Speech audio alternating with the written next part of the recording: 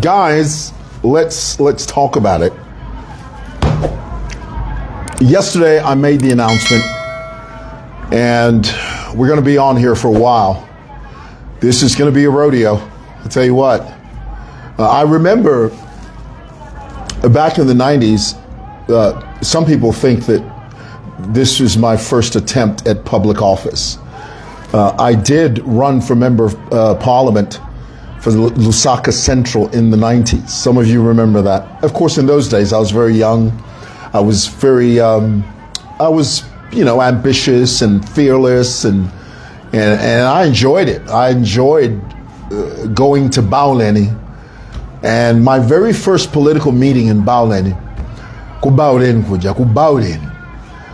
was, the guy that was assigned to me as my campaign manager. Bless him. He says to me, he sits me down and says, so apaba Mwewa pa futwala chita tuya ku Bauleni.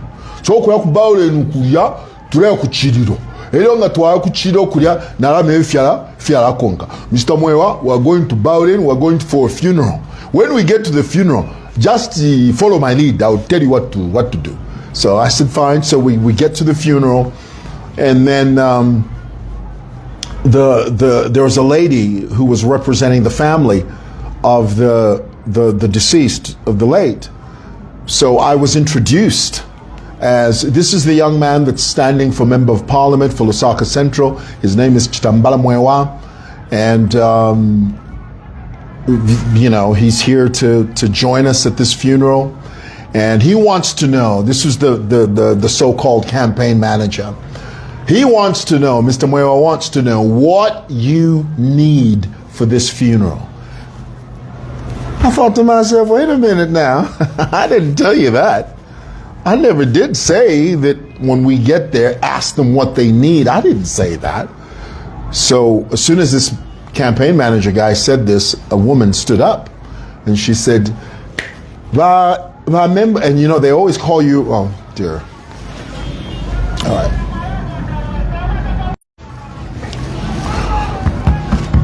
That happens sometimes on my phone. They call me, people, oh dear.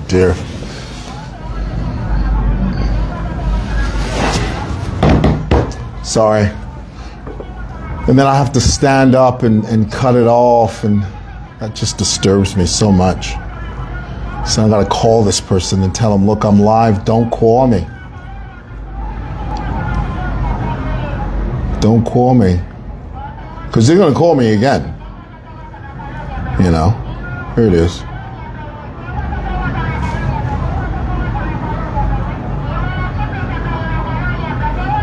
Oh, I can't get through to them.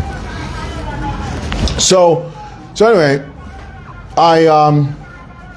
so the lady, the representative of the family, stands up and she says, honorable, they call you honorable, even when you haven't been officially elected. This is the thing about our people. And in my view, it's a form of manipulation, in my view. I mean, they don't mean any harm, but the truth is, why would you call me something that I'm not? And I don't like it when people say, when they call you honorable, when you're not an honorable member of parliament, So this lady stands up and she says, honorable, if you mwaisa kuna mwachitabu ino pantu hapa, if you aikwa, ma bags yabunga 20. She says, honorable, we're so glad you're here, and thank God you're here, because what we need 20 bags of mealie meal. I looked at that so-called campaign manager. I said, have you lost your cotton picking? Where the hell am I going to get 20 bags of mealie meal from? Now, here's the thing. If you put your name forward for leadership, this is how it works in Zambian politics. Okay, in Zambian politics, if they say they need 20 bags of mealie meal, and you say, where the hell am I going to get 20 bags? They're going to say, well, why the hell are you running?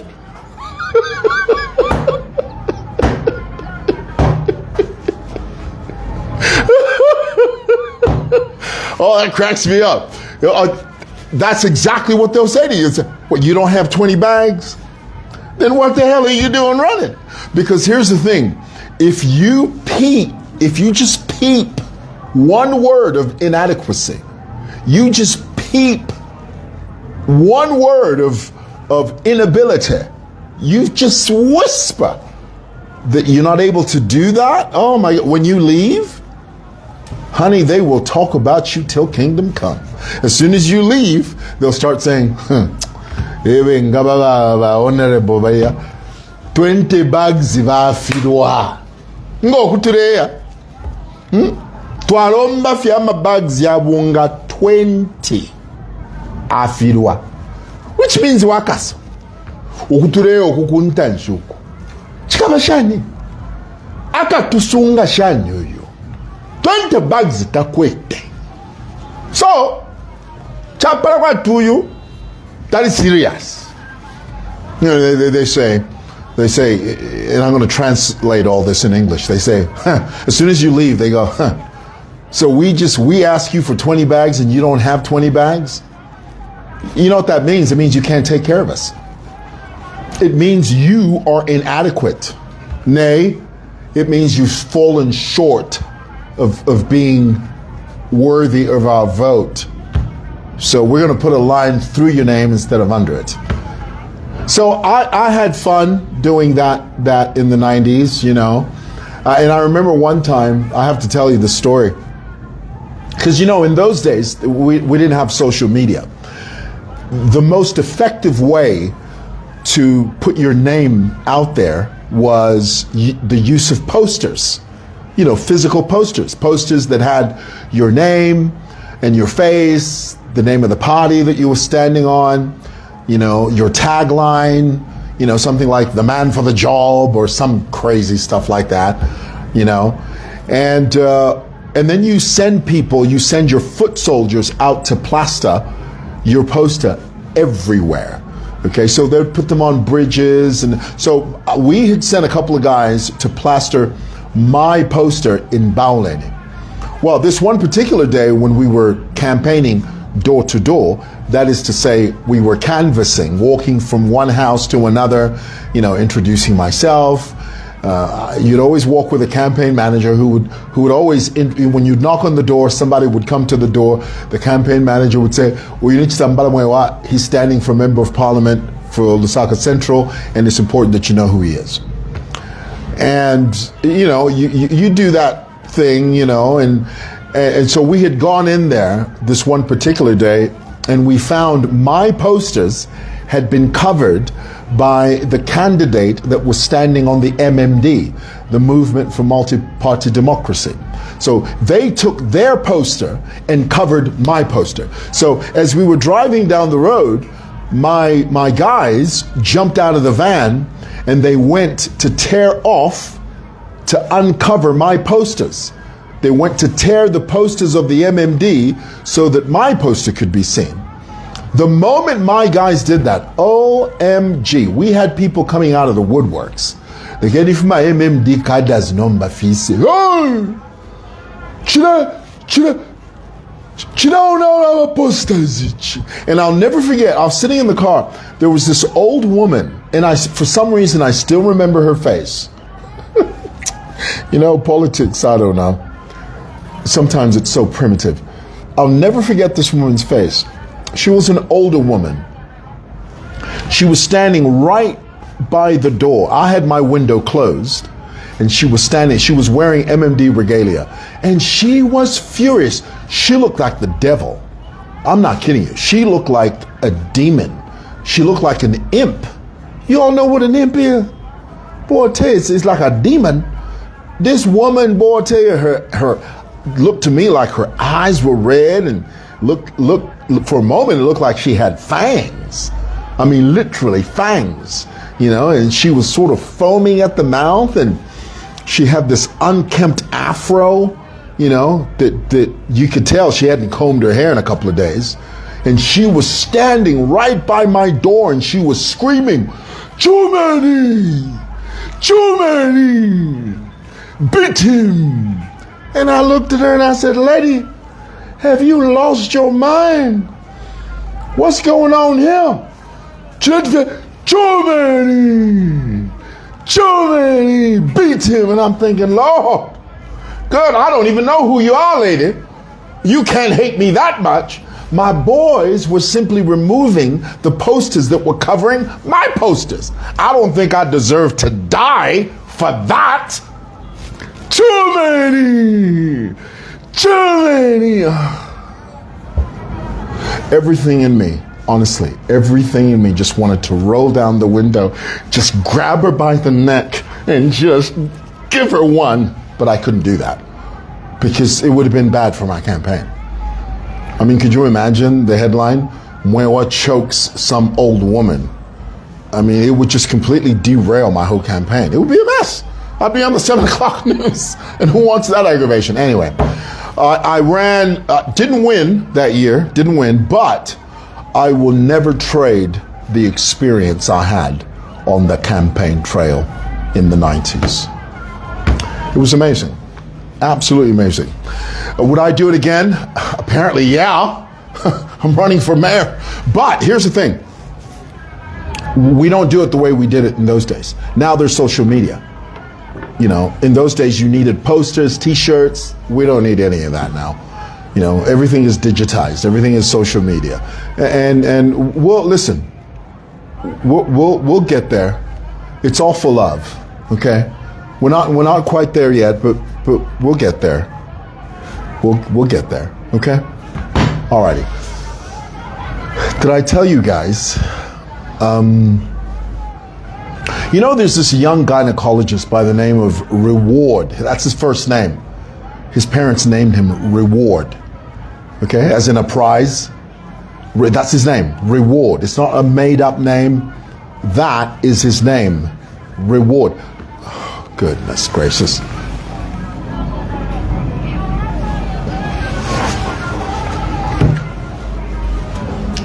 This Reward Sibanda, that was a phone call. When you see me standing and cutting it off, that's me cutting it off. This guy, the story is that this is a celebrated gynecologist, but he's been accused by multiple women of sexual misconduct.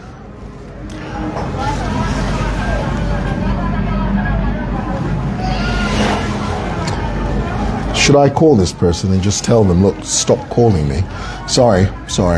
You know, you would think people get the hint.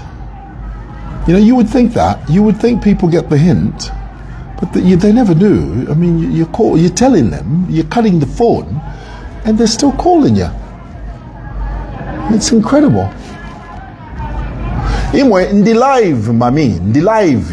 Lekeni puishe live. Goodness. Alrighty. So, what was I saying? I was saying something. Tell me in the comments. What was I saying? All right. Reward Sibanda. Famous, apparently celebrated gynecologist. But he's been accused by multiple women for sexual misconduct. And it's been all over the news, and his name was presented to the HPCZ. This is a medical regulatory body that sort of oversees all the doctors. But nothing's been done to him. Nothing has been done to him. And so, you know, myself, Kalemba, and a few other online stations posted that story. And so yesterday, I'm driving along Great East Road, and I get a phone call from a number that I know nothing about. I don't recognize the number, and I answer the phone. And it's a man's voice, and he says, Mr. Mwewa. I said, yes. He says, you've been writing about my brother. I said, who's your brother? He said, Dr. Sibanda. I said, son, please don't call me.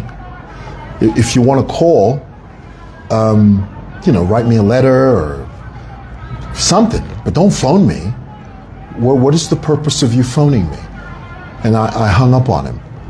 You know, honestly, I have no time to engage with that. So and I said to him, I said, look, if you want to really be heard, just write a letter. You don't have to call me. You call me, then what? Nothing will happen, okay? Those are very serious, grave accusations that your brother has to deal with. And it really, it lends to this idea of accountability. I mean, nobody's after your brother.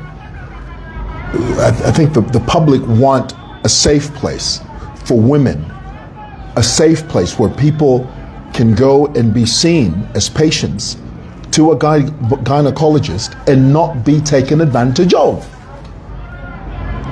I feel I've been very clear on this point. What is so difficult to understand about that? Can you tell me in the comments? Tell me. Right.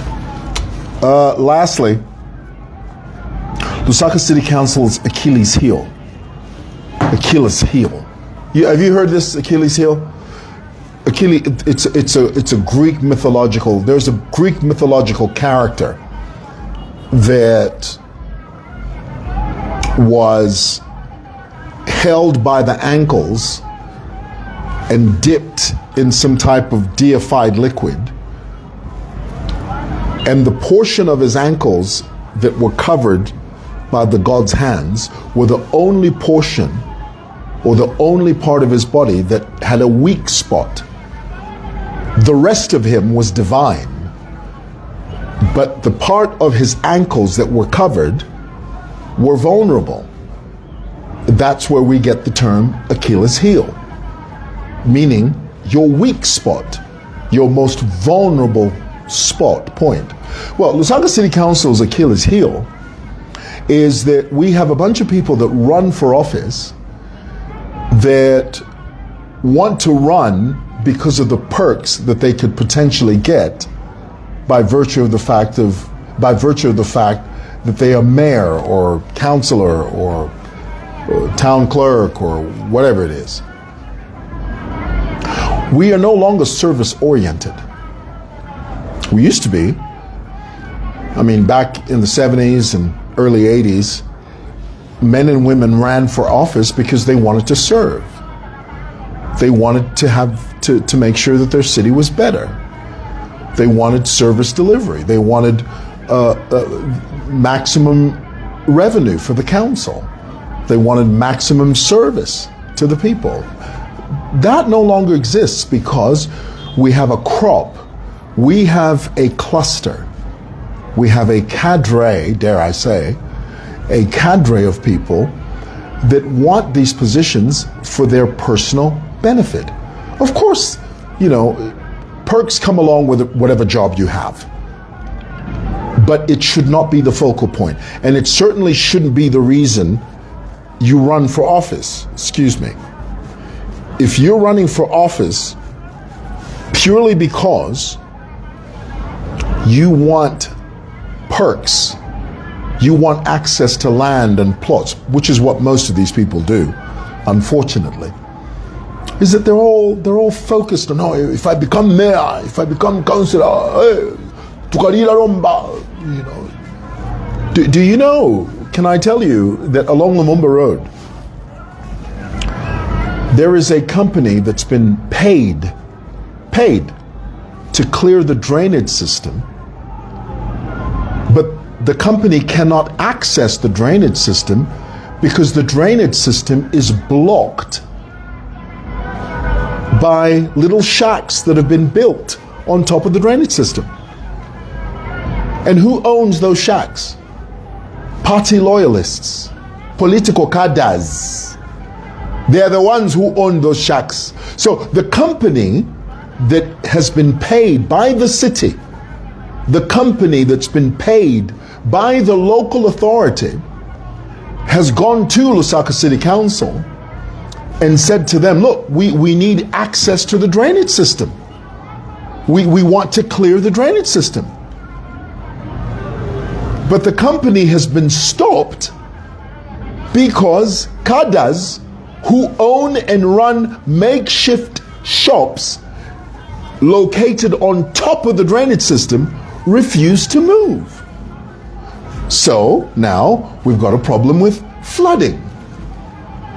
The drainage system can't be cleaned out because the shacks are built on top of the drainage system, and the company that has been paid to clear out, to declog, to clear out, to clean out the drainage system has been stopped.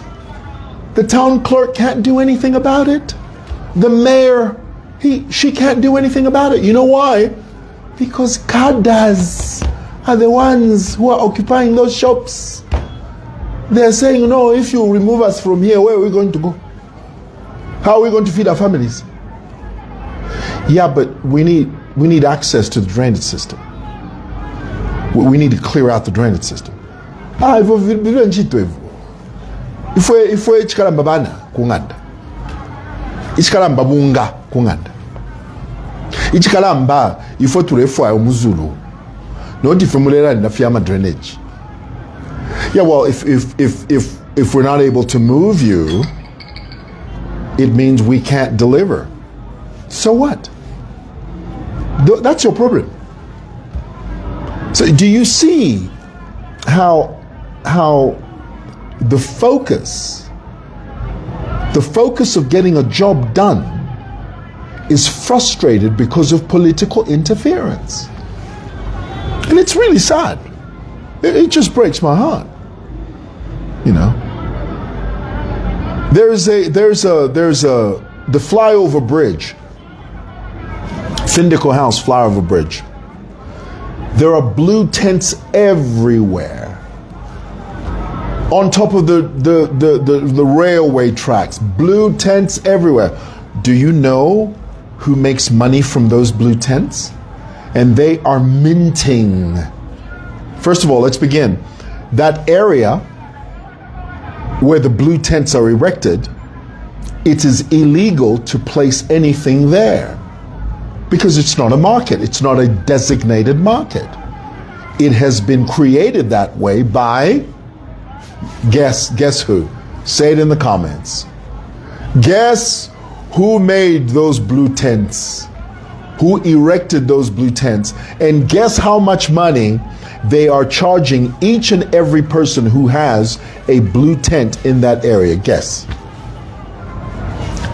Party cadres, UPND cadres, who now charge the occupants of those blue tents, they charge them 50 kwacha per day.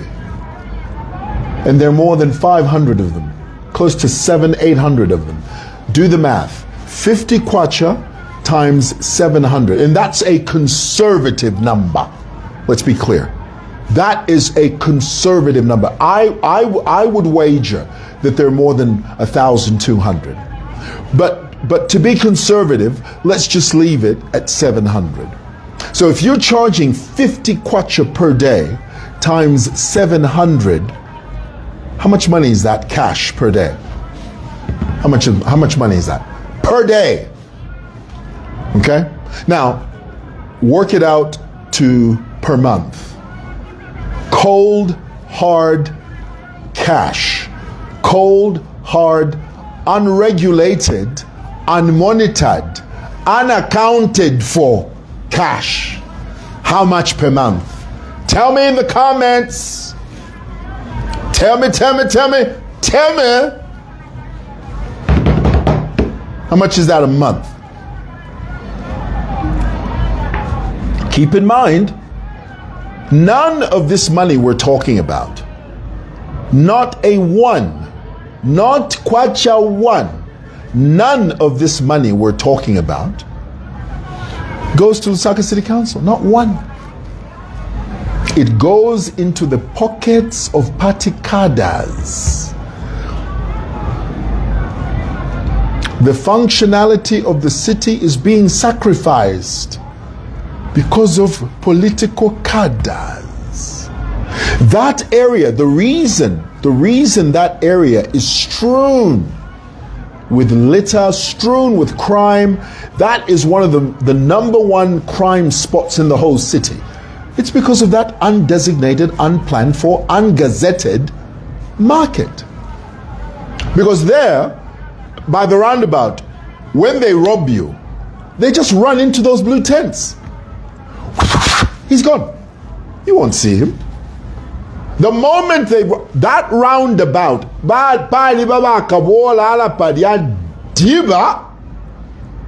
there are thieves there that run out of your ears. There's so many. And when they rub you, they go into the blue tents and they disappear. You won't even know where they are. Do you see the Achilles heel? Do you see the weak spot? Now, notwithstanding, I will tell you, that problem is very easy to fix. Extremely easy. All it needs is a clampdown, that's all. A serious clampdown. Problem solved.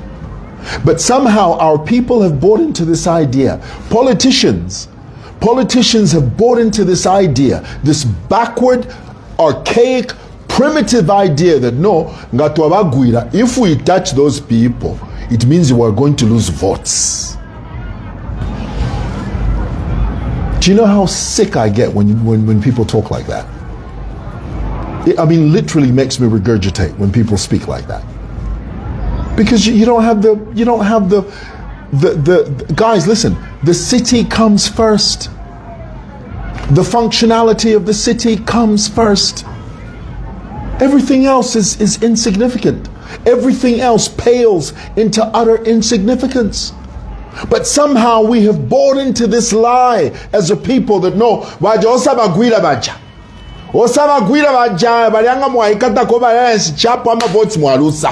so what? The city comes first. But people, they just tiptoe through the tulips and they think it's okay. It's not okay. It's a mess. An absolute mess. And something can be done about it, but we choose not to do anything about it because people are too afraid. And afraid of what? There's nothing to be afraid of. How many street vendors on the street? 3,000-4,000? How many people in the city of Lusaka? 4 million? I bet you there are more people that want order than disorder. Ride on that wave. I heard a young girl say the other day, she said, she was talking about street vendors. She says, no, those are my people and you can't chase them. Well, why don't you say, my people trade in the markets. In the market where you have shelter. In the market where you have access to clean water. In the market where you have access to toilets. In the market where you pay a stipend to the council. You pay a rent to the council that helps the council generate revenue and deliver service to the people. Oh no, but there isn't enough space in the council. Lie. That is a bold-faced lie concocted in the pits of Gehenna. That's what that is. Never listen to anyone that says to you, oh, there's no room in the market. There is plenty of room in the market. You have just chosen the easy way out. The path of least resistance. My people, lazy as hell. It's incredible. It just shocks me, man. It really does. All right. Well, hey, listen, I gotta go downstairs. I gotta go show you what it's like here when today's a public holiday, but you wouldn't think it if you came here because half the world is downstairs. But if you go to places like Long Acres, parts of Mandahill, East Park, there's just a few people walking around. A lot of shops are closed. Some shops, not all, some shops are closed. Not in the CBD, honey. Over here, high octane. Over here, we're in 5th gear. Over here, we're hustling. Honey, we're hustling until the wheels come off. That's how we roll over here. All right, gotta go. I gotta go vlog. I need to wear my shoes. Where are my shoes? Could somebody get me my shoes? There's nobody here. It's just me. I was just doing that to be dramatic. Okay, just give me a moment. I'm gonna show. Can I show you my shoes? Let me show you. All right, here it is.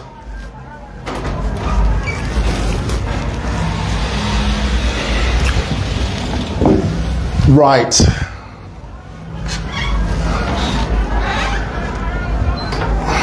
Here it is. Here are my shoes. I got Skechers on. Right. Do you know who else wears Skechers? Tell me. Tell me in the comments who wears Skechers. Huh? Tell me. Oh, for goodness sake. Are we good? We're good. Just give me a moment here. Right. Okay, so I got my gimbal. So I got this thing. I'm gonna go downstairs. Right. And so just give me 2 minutes. Please rejoin me in 2 minutes. Oh, by the way, guys, I got something else today. You know me, I'm an ornament junkie. Honestly, I think somebody needs to pray for me. I might be a bit of a hoarder, they say that the road to recovery is to admitting what you are. I think I'm a bit of a hoarder. I might be. You know why? Just today, I bought a piece. You see this little ornament here? This is a new edition. Honey, I've got hundreds of ornaments. I don't even know what to do with them. Can you believe this? Here it is.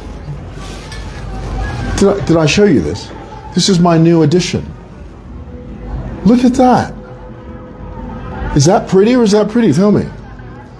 I saw it and I said, I have to have it. Tell me I'm a hoarder. Tell me. Tell me I need prayer. Tell me somebody needs to just lay hands on me. Honestly, somebody just, we need to bombard the gates of glory. Seriously. I've got so many ornaments. I don't know what to do with them, mate. But when I saw this, I said, I have to have it. Goodness. Something's wrong somewhere, honestly. Right. So here it is. Right. I'll put that there. Oh, here's another one. This one's out of frame. What do you think of that? That's lovely there. It's beautiful. I tell Namwinga and Phallus, the two ladies that clean our offices here. Let me explain how Simoson. Let me explain the topography and the functionality of Simoson. There are 5 people here at head office. Okay, there's me. Okay, I'm the CEO, I guess. I'm the boss. It's true. And then there's the chief accountant, and then there's a receptionist, and then there's the guy in the computer room, and then there's the guy that does all the contracts, and then there's Phallus. Actually, we're about 6 of us here. Well, we have 2 ladies that clean the offices here. So when we get to work, we find the offices pristine. Beautiful. Always clean, always pristine, And then if I need some coffee, they'll make me coffee. But I tell Phallus and Namwinga, I say to them every day, do not break any of my ornaments. The day you break any of my ornaments, you're going to have to resuscitate me. I will be utterly inconsolable. It's going to take one of those clear, boom. I will be mortified if you break any of my ornaments. So they say to me, no, sir. Namwinga loves to say, sir. She says, sir, I won't break them. I'm careful. So you see this one here. If Namwinga ever broke this, I'd need therapy. I would. I literally need therapy if she broke this. And it would be better that she goes home and then calls me from home and says, sir, I've broken the wave, the ball of the wave. I've broken it. If she says that to me, oh my God, I don't know. There's no telling. All right, I've got a couple of more ornaments I need to show you. Oh, I got to show you this one. I've had this one for a while. Just give me a moment. Right. Look at that. this is an hourglass. Do you know, if Namwenga broke this, I would have a conniption. Do you know what a conniption is? I would literally uncontrollably convulse. They would have to sedate me if Namwenga broke this. I mean, I would be totally beside myself. I would, you know. So this is one of the hourglass thingies that I simply will not accept that is broken, honestly. So that's one of them. I quite like this one. I've had it for years. Right, here's another one. Right, you guys have seen this one. I quite love that one. That's enough. Oh, I have to show you. Here's another one here. I just recently added this one to my repertoire. Are you ready? Although I don't have a battery, I'm a big clock. I'm a clocky. You know what a clocky is? I'm obsessed with clocks. Tell me I've got a problem. Tell me in the comments. Just say, Mwewa, you have a problem with clocks. Ndipo iwe ndiwovutika iwe na maclocks iwe. Chaoneka monga maclocks ya kuchita kantu iwe. Just go ahead, say it in there. I literally bought this clock today, and I it's not the right time though, so I'm gonna just leave it here. Right, I have to go downstairs and vlog. I have to show you, and I gotta make sure I've got some money on me. Right, let's just take 500, shall we? 500 bucks will do. Right. Are you going to join me or what? Or as we say in Zambia, are you coming or what? Are you coming? Are we going together? Because I want to show you the thing, the downstairs. The confusion, the bedlam, the quagmire. Being silly.